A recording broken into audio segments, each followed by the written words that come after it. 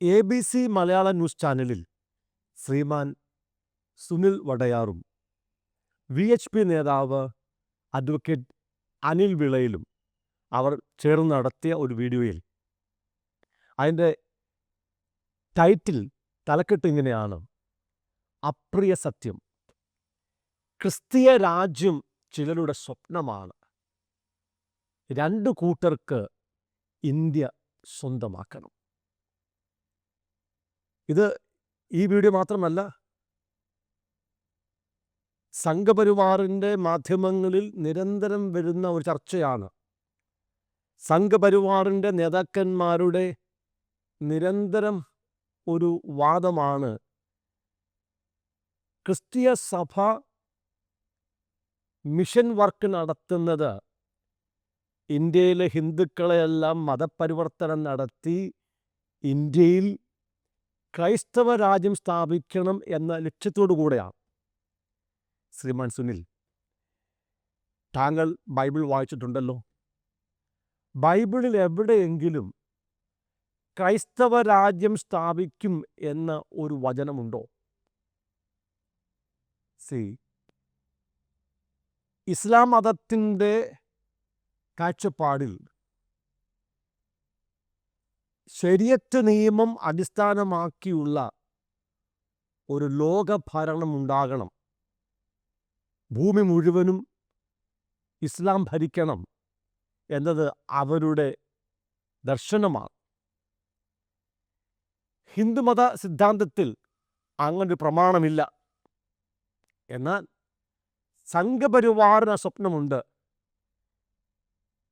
ഭാരതത്തെ ഒരു ഹൈന്ദവ രാഷ്ട്രമാക്കണം. നല്ലതാണ്, അങ്ങനെ നടക്കട്ടെ. നിങ്ങൾ അതിനുവേണ്ടി പ്രവർത്തിച്ചു കൊള്ളുക. എന്നാൽ ജനത്തിൻ്റെ കയ്യടി കിട്ടാൻ വേണ്ടി, സമൂഹത്തിൽ ആശയക്കുഴപ്പമുണ്ടാക്കാൻ വേണ്ടി, ക്രിസ്ത്യാനികളെയും ഹിന്ദുക്കളെയും തമ്മിൽ അടുപ്പിക്കാൻ വേണ്ടി ഇത്തരത്തിലുള്ള വീഡിയോകൾ നിങ്ങൾ ദയവായി ചെയ്യരുത്. കാരണം വിശുദ്ധ വേദപുസ്തകത്തിൽ അങ്ങനൊരു പഠിപ്പിക്കലില്ല.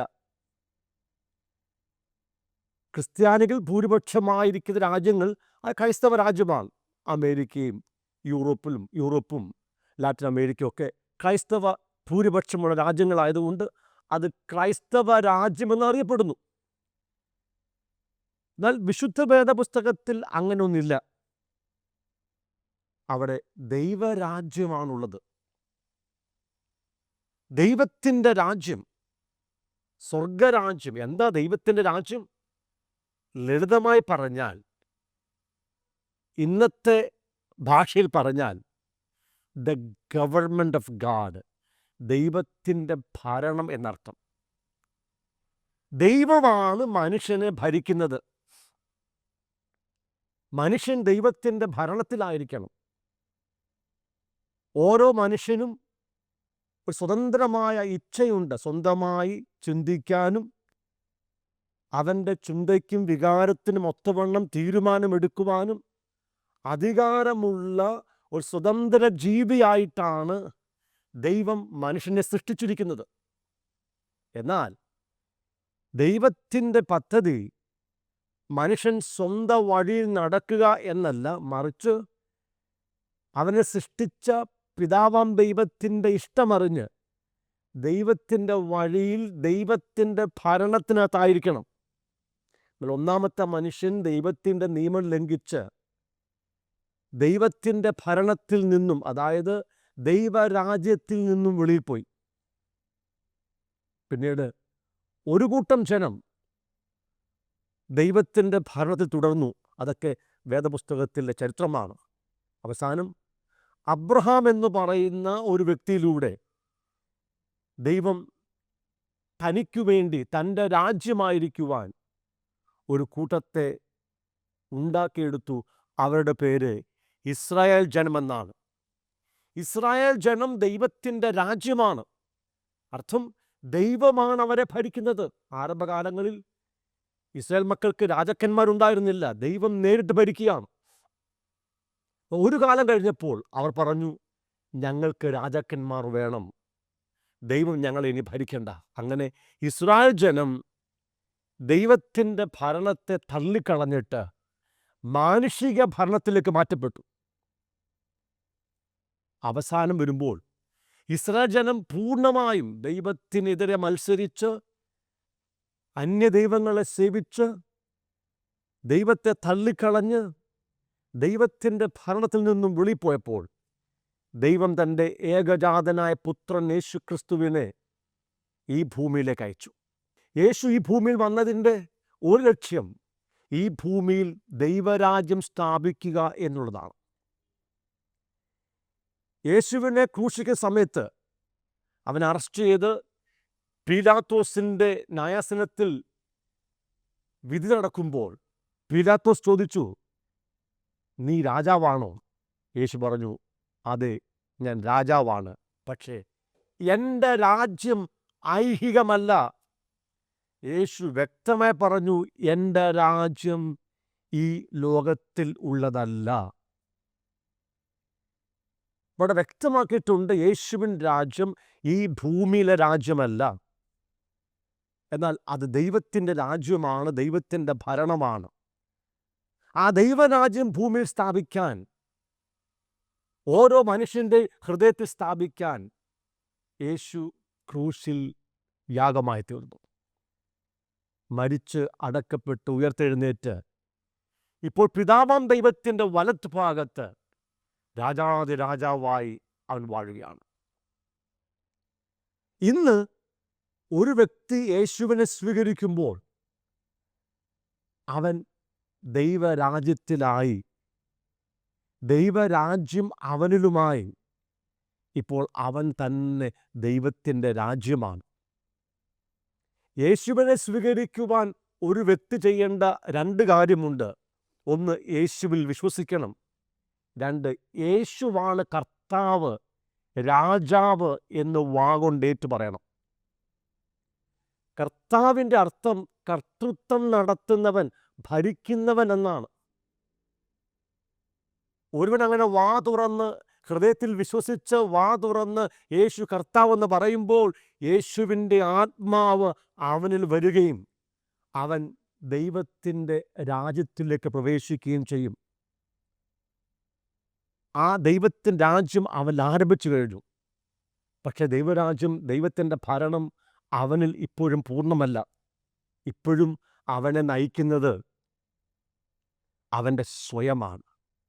അവൻ സ്വയത്തിൽ ഇപ്പോഴും തീരുമാനമെടുക്കുന്നു. യേശുവാണ് കർത്താവെന്ന് പറയുമ്പോഴും, ഹൃദയത്തിൻ്റെ സിംഹാസനത്തിൽ യേശു വാഴുന്നു എന്ന് പറയുമ്പോഴും അവനെ ഭരിക്കുന്ന അവൻ്റെ സ്വയമാണ്.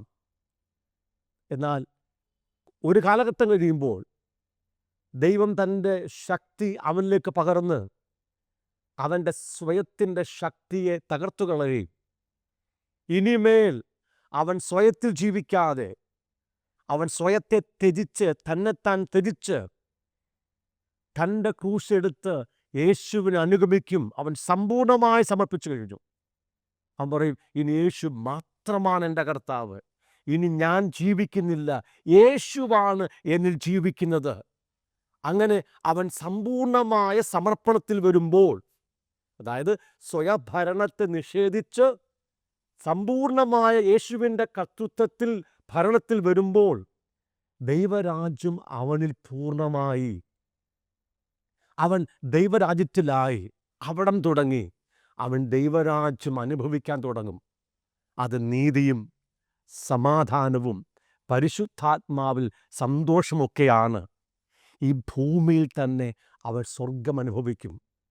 അവൻ ദൈവത്തിൻ്റെ സ്വസ്ഥതയിൽ പ്രവേശിച്ചു. അവൻ്റെ ഭാരം മാറി, നിരാശ മാറി, ടെൻഷൻ മാറി.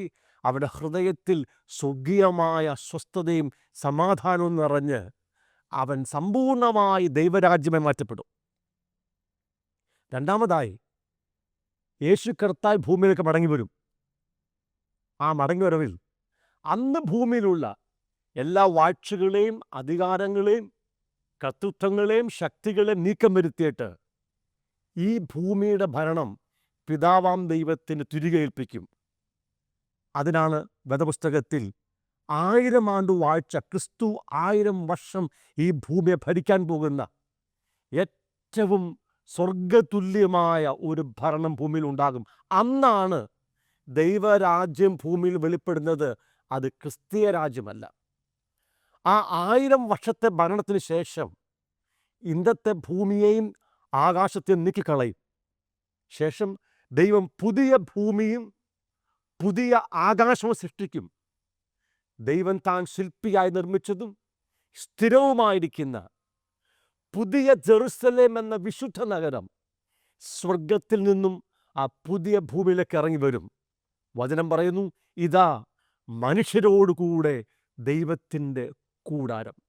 ദൈവവും മനുഷ്യനും നിത്യം നിത്യം നിത്യം ഒരുമിച്ച് ജീവിക്കുന്ന ദൈവരാജ്യം, അതായത് നിത്യരാജ്യം അവിടെ ആരംഭിക്കുകയാണ്.